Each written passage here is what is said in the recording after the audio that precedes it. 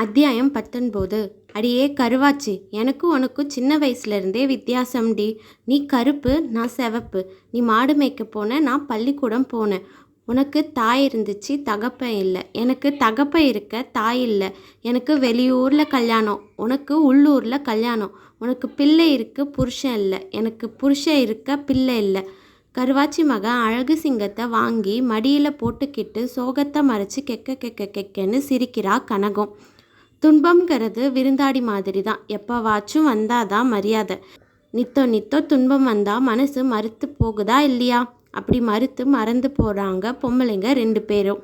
ஏம்மா கனகாம்பரம், வீட்டுக்கு போ தாயி, ஒரு விசேஷம் வந்திருக்கு. போகிற போக்கில் சொல்லிட்டு போனார் அம்மையக்க நாயக்கர். என்னமோ ஏதோன்னு லொங்கு லொங்கு லொங்குன்னு ஓடுறா கனகாம்பரம் உடம்ப தூக்கிக்கிட்டு. வீட்டுக்கு வந்து பார்த்தவ நிலப்படியை ஒரு கையிலையும் நெஞ்ச ஒரு கையிலையும் பிடிச்சி நின்னே போனான்.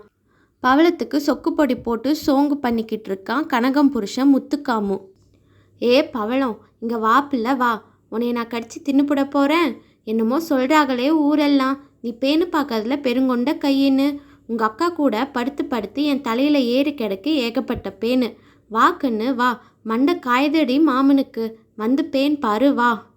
மச்சினிக்காக வெள்ளைப்பாகு மாதிரி இலகி ஓடின மூஞ்சி பொண்டாட்டியை பார்த்ததும் கருப்பட்டி மாதிரி இறுக்கி போச்சு. ஏண்டி, புருஷன் வீட்டிலேருந்து ஓடி வந்தவ அப்பன் வீட்லேயும் தங்குறது இல்லையா? எங்கடி போயிட்டு வாரவ? நியாயப்படி கேள்வி கேட்க பாத்தியப்பட்டவளும் பாதிக்கப்பட்டவளும் அவ தான். ஆனால் அவள் கேள்வி கேட்குறதுக்கு ஒரு சந்து விடாமல் முந்திக்கிட்டு மூஞ்சியில் எள்ளு வெடிக்கிறான் முத்துக்காமு. நிலைப்படி கொள்ளாமல் நிற்கிறவளை திரும்பவும் ஒரு அமட்டுறான். சொல்லுடி, எங்கடி போயிருந்த? உடம்பு அழுங்காமல் உதடு மட்டும் அசைய அவள் சொல்கிறா, மாப்பிள்ளை பார்க்க. பாப்படி பாப்ப, 2 கையிலையும் வளவி போடுறவன் மகதானே, கைக்கு ஒரு புருஷன் கேட்ப. கையில் இருந்த மோர் சொம்பை எடுத்து எரிய போனவனை ஓடி வந்து தடுத்து உள்ளே விழுந்த பவளம் மோர் சொம்பை பிடுங்கி துண்டா தூர எரிஞ்சிட்டு சொல்கிறா, அவள் ஒரு வெனையங்கெட்ட சிறுக்கி, நீ ஒரு விவரங்கெட்ட மாமன். கருவாச்சி மகனை பார்க்க போனாலா, அவனைத்தான் மாப்பிள்ளைங்கிறா. அவளை நாத்துனா உறவு சொல்லித்தான் நாங்கள் வளர்ந்துருக்கோம். ஆமாம், எதுக்கெடுத்தாலும் கை நீட்டுறது என்ன பழக்கமாமா? மச்சினிச்சி தொட்டதில் சன்னஞ்சன்னமாக சாமி இறங்கி போனால் முத்துக்காமு ஒரு சவங்க பையன். அவன் இழுத்த இழுவைக்கு தான் ஊருலகம் வந்து சேரணும்னு நினைப்பானே தவிர ஊருலகம் இழுக்கிற இழுவைக்கு அவன் போக மாட்டான்.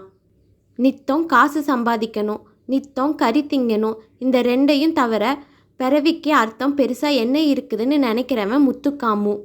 ஆள் செத்த வீட்டில் கவிச்சி புழங்கக்கூடாதுங்கிறது ஐதீகம். அப்படி சொந்த பந்தத்தில் ஆள் செத்து போனால் பொணம் தூக்குற வரைக்கும் பொறுமையாக இருப்பான். பொணம் தூக்குனதும் காலில் தண்ணி ஊற்றிக்கிட்டே ஈரங்காயறதுக்கு முன்னே கறிக்கடைக்கு போயிடுவான்.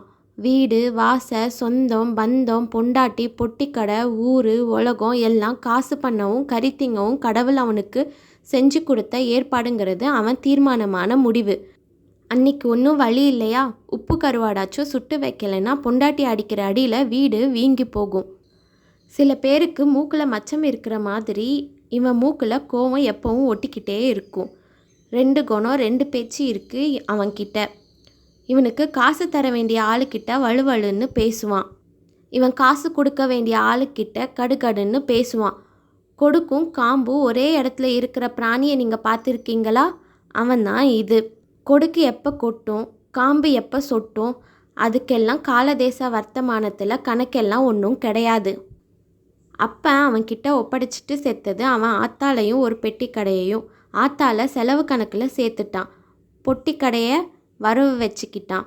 அவன் அப்போ ஒரு சத்தியவந்தன். பொருள் விற்று பொழைக்கலாம், புத்தியை விற்று பொழைக்கலாம், நேர்மையை விற்று பொழைக்கக்கூடாதுடா மகனேன்னு சொல்லிட்டு செத்தாரு. அவர் பொணத்தோடு சேர்த்து அவர் புத்திமதியையும் புதைச்சிட்டான் முத்துக்காமு.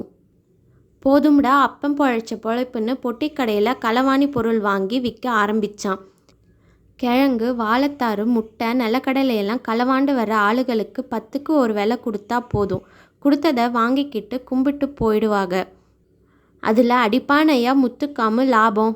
1க்கு 5 விலை சொல்லி 1க்கு 3 விற்றுருவான். அப்படி சம்பாரித்து கல்லாவும் ஆளும் கனத்து போனான்.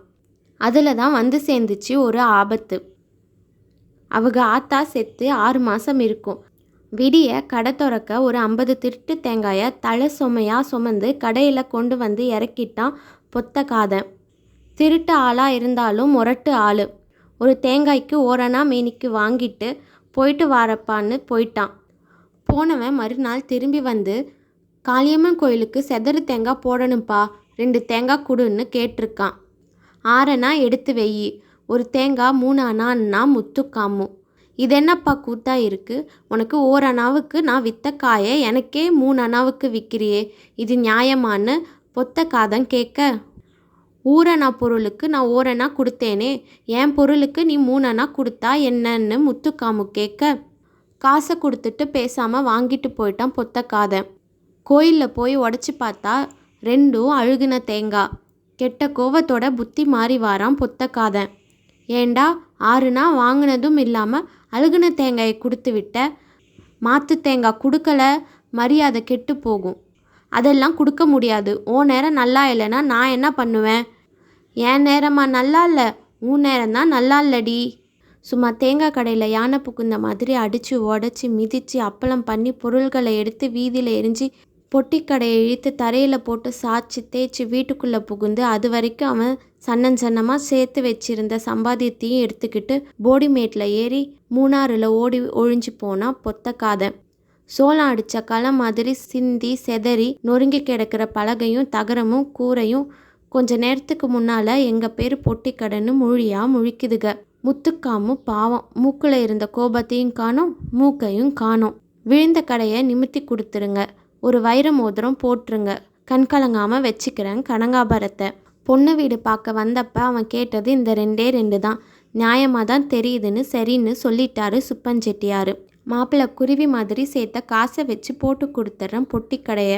தங்கச்சங்கிலி ஒன்று இரவல் தாரேங்கிறா பெரிய மூக்கி. பொண்ணு கழுத்தில் போட்டு அனுப்புகிறேன், வைர மோதிரம் கொடுத்துட்டு வாங்கிக்கிறேன். முடிஞ்சு போச்சு கல்யாணம், முடியல பிரச்சனை. 4 வருஷமாக அவளுக்கு பிள்ளையும் இல்லை, வைர மோதிரமும் வரல. ஒரே இடத்துல உட்காந்து முள்ளங்கி மாதிரி சிக்குன்னு இருந்த கனகம் 2 வருஷத்தில் சுரக்கா மாதிரி பெருத்து போனான். உடம்பு சுகம் குறைய குறைய குத்தம் குறைக பெருசாக தெரியுமா இல்லையா? புதுசாக போட்ட பொட்டி கடையில் வியாபாரமும் கம்மி. 2 காதலையும் பூரா மாதிரி வைர மோதிரம்னு அவளை குத்தி குடஞ்சிக்கிட்டே இருக்கான். எங்கள் அப்பா வச்சுக்கிட்டு ஒன்றும் வஞ்சகம் பண்ணலைன்னு இவளும் சொல்லி பார்த்தா. கொடுக்கும் காம்பும் உள்ள பிராணின்னு அவனை சொன்னோமா இல்லையா? இப்போ காம்பை கழட்டி வச்சுட்டு கொடுக்கு மட்டும் வச்சு அவளை கொட்டிக்கிட்டே இருக்கு அந்த பிராணி. பழனி செட்டிப்பட்டிக்கு அவன் அப்பனும் வாரதில்ல, சொக்கந்தேவன் பட்டிக்கு இவளும் போகிறதில்ல. வைர மோதிரத்துக்கு என்னடா வழின்னு யோசித்து கணக்கு போட்டு காய் நகர்த்துறான் பையன். அவள் சோறு போட்டு வச்சுட்டு அந்த பக்கம் திரும்பி ரசத்தில் கரண்டி போடுறதுக்குள்ளே ஒரு கை உப்பள்ளி குழம்புல போட்டுட்டு கைக்குதுன்னு கத்தி கிடக்குறான். அவன் பண்ணின இந்த மொத்த கூத்துலேயே மூச்சு பேச்சு இல்லாமல் போனா அவ. அது தெளியும் முன்ன 2வது கூத்து ஆரம்பிச்சிட்டான். ஆடு உரிக்க கடையில் கால் கடுக்க நின்று கறியும் ஈரலமாக வாங்கிட்டு வந்தான். அரை வேக்காட்டில் குழம்பு முதல் கொதிக்க அகப்பையை விட்டு ஈரலை மட்டும் எடுத்து வாயில் போட்டு தின்னுப்புட்டு ஈரலை காணும்னு கத்தி கெடுத்து ஊரை கூட்டி அவளை கிறுக்கு பிடிக்க வச்சுப்புட்டான். இத்தனை எடக்கு மடக்கு பண்ணி இடைஞ்சல் பண்ணியும் அழுகுறாளே தவிர அவள் அசைகிறா இல்லை. கடைசியாக அவளை சண்டை போட்டு வெளியேற்ற சாமியை துணைக்கு இழுத்துக்கிட்டான். பண்ணக்கூடாத ஒரு காரியம் பண்ணினான் பாவி. வீட்டுக்குள்ளே அவன் வேட்டி சட்டையை போட்டு வைக்கிற கொடியில் அவன் மூளையில் சுருட்டி வச்சிருந்த மூட்டு சீலையை கலந்து தொங்க விட்டான். ஐயோ அநியாயமே, இந்த அசிங்கத்தை பார்த்தீங்களா? கட்டுற வேட்டியோடு சேர்த்து மூட்டு சீலையை கொண்டாந்து முட்டை விட்டுருக்காளே முண்டச்சி மக. இப்படி தீட்டுப்பட்ட வீட்டில் தெய்வம் இருக்குமா? தெய்வம் இல்லாத வீட்டில் பிள்ளை பிறக்குமா? அது இதை சொல்லி அவளை நொக்குன்னு நொக்கி நிம்மதி இல்லாமல் பண்ணிப்புட்டான். 4 வருஷம் வாழ்ந்ததுக்குள்ளேயே நடுமுதுகில் ஏறி மிதிக்கிறான். இவன் கூட காலமெல்லாம் எப்படி காலம் தள்ளுறது? அவன் நினச்ச மாதிரியே நான் போகிறேன் எங்கள் அப்பன் வீட்டுக்குன்னு புறப்பட்டா. போடி போ, நான் இல்லாத நேரத்தில் தங்க சங்கிலியும் அவுத்துட்டு போயிட்டா உங்கள் அப்பன். வந்தா வைர மோதிரத்தோட வா, இல்லை வளவிக்கார வீட்டிலே விழுந்து சா. அன்னைக்கு வந்தவ தான் அவ. 1 மாதம் கழித்து இன்னைக்கு தான் வந்திருக்கான் இவன். கறி கிடைக்கலன்னா நாக்கை கடிச்சு திங்கிற மாப்பிள்ளைக்கு எலும்பாச்சு போடணுன்னு அம்மாப்பட்டி கறிக்கடையில் கடன் சொல்லி ஆட்டுத்தலையும் எலும்பு கறியும் வாங்கி ரத்தம் சொட்ட மஞ்சப்பையில் பிடிச்சிட்டு வந்தார் சுப்பஞ்செட்டியார். தலைக்கறி வறுத்து எலும்பு குழம்பு வச்சு கொடுக்கவும் சட்டியில் இருந்த மொத்த சோத்தையும் தட்டில் கவுத்து சோறு தெரியாமல் குழம்பு ஊற்றி ஒரு முங்குறான் முத்துக்காமு. இந்த வீட்டில் இன்னும் 2 இலை உசுரும் ஒரு கிழட்டு உசுரும் கிடைக்கேன்னு நெஞ்சில் ஒரு ஓரத்தில் கூட நினைக்காம எலும்புக்குள்ளே இருக்கிற வெந்த ரத்தம் வெளியே வரமாட்டேன்னு அதை வாயில் வச்சு உரின்னு உரிறான் உசு உசுன்னு. இருந்தா தானே அது சுப்பஞ்செட்டியார்கிட்ட இருந்து வைர மோதிரம் மாதிரி வரவே மாட்டேங்குது. 2 கண்ணமும் உப்ப சோத்த அள்ளி வாயில் அடைச்சிக்கிட்டே கேட்குறான். நல்ல சாப்பாடு சாப்பிட்டு 4 ஆச்சு. சொல்லுங்க மாமு, எப்போ அனுப்ப போகிறீங்க என் கூட என் பொண்டாட்டிய? வந்தா இப்போ கூட கூட்டிகிட்டு போங்க மாப்பிள்ள. அது கழுத வந்துடும். தரையில் தவிர மீன் தண்ணிக்கு வானா வராமலா போகும்? வர வேண்டியது வருதாங்கிறேன்.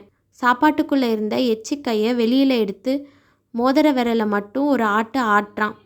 மாப்பிள்ள, உங்களுக்கு நான் கடன் பட்டிருக்கேன் இல்லைங்கள. வளவி வியாபாரம் படுத்துருச்சு. வளைஞ்சும் போச்சு முதுகு.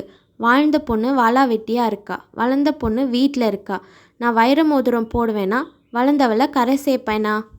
2 ஒரே வேலையாக போச்சுன்னா என்ன சொல்கிறீங்க மாப்பிள்ள? இளையவளையும் கட்டிக்கிட்டு மூத்தவளையும் கூட்டிகிட்டு போயிடுறேங்கிற.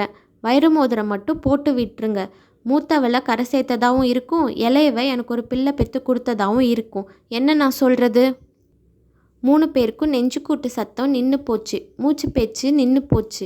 கத்துற காக்கா, உருமுற நாய், உலக்கை சத்தம் சகலமும் நின்று போச்சு. அவன் எலும்பு கடிக்கிற சத்தம் மட்டும் கேட்டுக்கிட்டே இருக்குது.